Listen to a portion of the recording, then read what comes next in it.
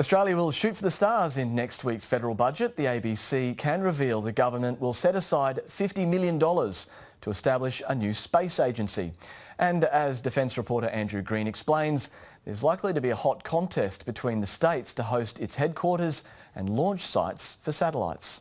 Start, 2, 1, booster ignition and liftoff. In the race to space, Australia's long strived for takeoff. Erection was completed, the umbilical cord was attached. At the start of lunar exploration, Australia was there. How do you reckon they go to up there? Its contribution even celebrated on the big screen. You'll be able to hear Armstrong talking to Houston? Just by hitting a couple of buttons there.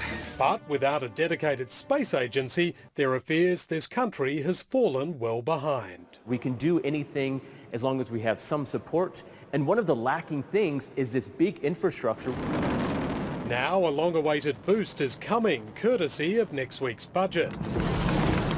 The ABC has learnt the government will unveil a $50 million package to launch Australia's first space agency. Australia is at the perfect time to jump in and grab part of this market because it is changing. A decision is yet to be made on where the new space agency and launch sites will be based, but the private sector will be required to take a leading role.